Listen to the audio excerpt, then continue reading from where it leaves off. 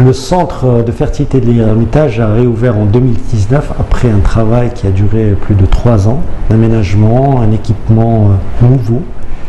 Et donc nous avons réouvert en juillet 2019, parti pour une nouvelle aventure qui associe plusieurs praticiens de différentes spécialités, riches, expérimentés, puisque certains praticiens ont débuté comme mon confrère Dr Ben Hayoun il y a plus de 20 ans dans ce métier.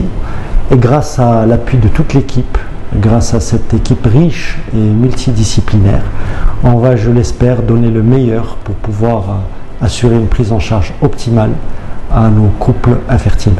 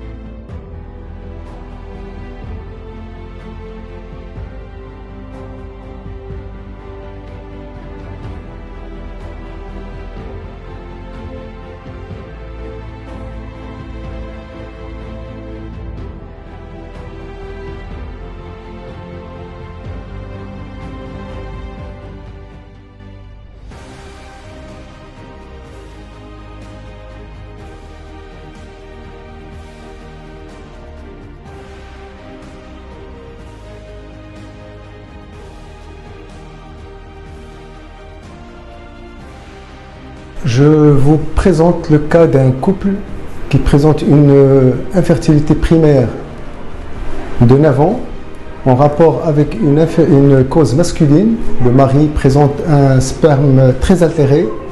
C'est une indication de fécondation in vitro avec ICSI. Le centre de fertilité clinique L'Ermitage est un centre qui met à la disposition de tous les couples infertiles un certain nombre de techniques qui sont aujourd'hui bien maîtrisées par notre centre. Donc nous avons bien entendu les techniques les moins agressives qui sont l'insémination artificielle et dans certaines situations, donc en fonction des données directives du staff qui sont organisées avant toute prise en charge dans le cadre de la PMA, des patientes qui passent soit dans le cadre d'une fécondation in vitro, d'accord, soit dans le cadre d'une ICSI. Donc il est clair que les conditions de travail dans notre centre de fertilité clinique L'Ermitage nous permet de travailler dans des meilleures conditions optimales dans l'espoir d'améliorer le pronostic de fertilité de ces patientes. Il y a 25 ans, quand j'avais commencé à faire la FIV dans le premier centre de PMA au Maroc, on n'avait pas de congélation. Actuellement, avec la méthode de cryopréservation, on arrive à congeler les spermes, les ovocytes, les embryons, et ça devient une technique courante dans notre centre.